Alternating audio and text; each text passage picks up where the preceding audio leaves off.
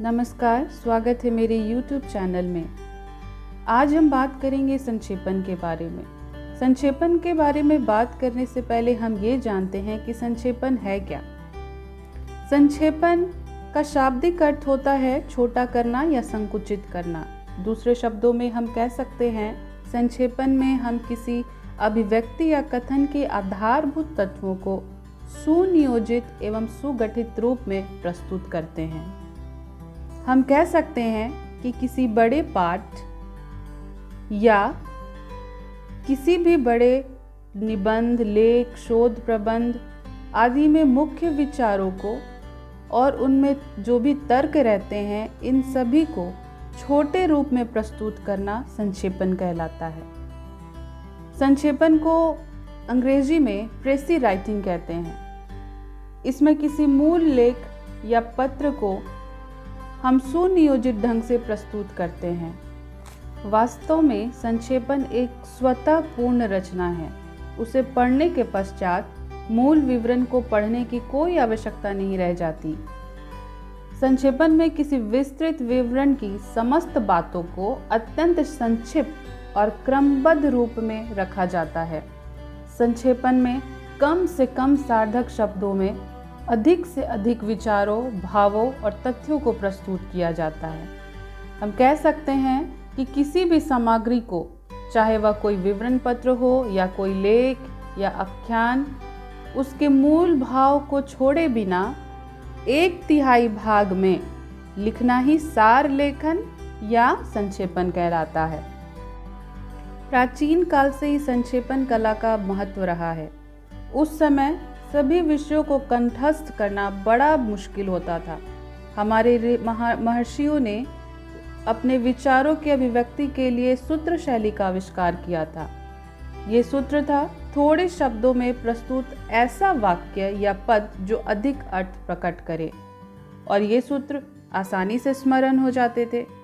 आधुनिक युग में भी मनुष्य का जीवन इतना व्यस्त है कि उसके पास समय नहीं है कि बहुत विस्तृत से वो पढ़े, और ऐसे में संक्षेपण काम आता है। संक्षेपण एक ऐसी कला है जिसमें गागर में सागर भरा जाता है। व्यवहारिक जीवन के लिए भी ये उतना ही उपयोगी है। इसमें मानसिक चिंतन की स्पष्टता, सुरुचि, व्यवस्था, दृढ़ता और एकाग्रता के गुणों का विकास होता है। संक्षेपण पर बात करने के बाद अब हम बात करते हैं संक्षेपण प्रक्रिया के बारे में। संक्षेपण प्रक्रिया जो है उसमें कुछ ध्यान रखने योग्य बातें हैं। सबसे पहले है अनुच्छेद या विषय वस्तु को एक से अधिक बार ध्यानपूर्वक पढ़ना। हमें पूरे अनुच्छेद को और उसकी विषय वस्तु को एक से अधिक बार पढ़ लेना है ताकि हमें उसके मूल भाव की जानकारी हो जाए। दूसरी महत्वपूर्ण बात जो है, महत्वपूर्ण तथ्यों, बातों तथा विचारों को रेखांकित करना। अनुच्छेद में जितने भी महत्वपूर्ण तथ्य हैं, जो बातें हैं और जो विचार हैं, उन सभी को पढ़ने के समय हमें रेखांकित करते जाना है, ताकि बाद में हम जब संक्षेपण लिखें तो हमें फिर से संक्षेपण पढ़ने की आवश्यकता नहीं हो। उन महत्वपूर्ण तथ्यों और विचारों को देखकर हम अपने संक्षेपण को लिख सकते हैं। तीसरी महत्वपूर्ण बात जो है वह है कि व्यक्त किए गए विचारों, भावों तथा तथ्यों को क्रमबद्ध कर लेना। जिस समय हम अनुच्छेद को पढ़ रहे होते हैं और महत्वपूर्ण तथ्यों को रेखांकित कर रहे होते हैं, उसी समय हमें उसे क्रमबद्ध कर लेना है कि किस के बाद हमें क्या लिखना है, किस चीज़ के बाद हमें क्या प्रस्तुत करना है। चौथी महत्वपूर्ण बात है कि मूल अनुच्छेद का 1/3 में संक्षेपण करना। हमें पूरे अनुच्छेद को पढ़ने के क्रम में उसके शब्दों की गणना करनी है, और उन शब्दों की गणना करने के बाद हमें उसे 3 से भाग देना है। 3 से भाग देने के बाद जितना हमें प्राप्त होगा फल, उसको ध्यान में रखते हुए हमें अपने अनुच्छेद को उतने ही शब्दों में प्रस्तुत करना है। पांचवी महत्वपूर्ण बात है, अनुच्छेद में वर्णित या उल्लेखित कहावतें, मुहावरे और अलंकार, इन सभी चीज़ों को हमें अनुच्छेद से हटा देना है। संक्षेपण में हमें कहावतें, मुहावरे और अलंकार को लिखने से बचना है ताकि वो उसे ज़्यादा बढ़ाए नहीं, क्योंकि हमें संक्षेपण को संक्षिप्त रूप में प्रस्तुत करना है।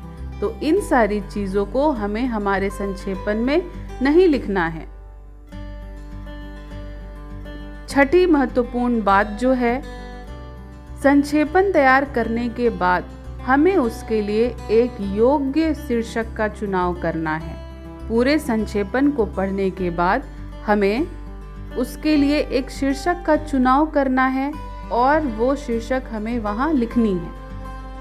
सातवीं महत्वपूर्ण बात जो है, कम से कम शब्दों में अधिक से अधिक विचारों को लिखना।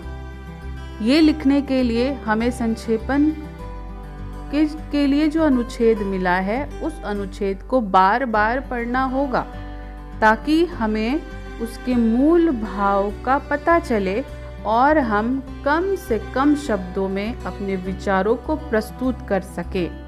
संक्षेपण प्रक्रिया को समझने के लिए हम इस उदाहरण को देख सकते हैं। इस उदाहरण में जो गद्यांश है, इस गद्यांश में कुल शब्द 122 हैं।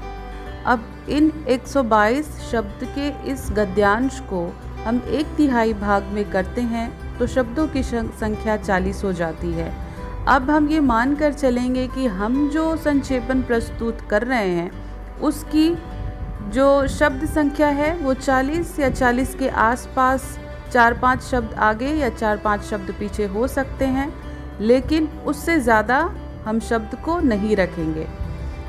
शब्द की संख्या प्राप्त करने के बाद हम संक्षेपण तैयार करेंगे और उस संक्षेपण को तैयार करने के बाद हम उसके लिए एक शीर्षक का चुनाव करेंगे। तो इस उदाहरण में आप देख सकते हैं, मैंने इस गद्यांश का शीर्षक रखा है प्रतिस्पर्धा की पहचान। आशा करती हूँ कि इस संक्षेपण प्रक्रिया को समझने के लिए मैंने जो ये वीडियो बनाया है आपको ज़रूर पसंद आया होगा।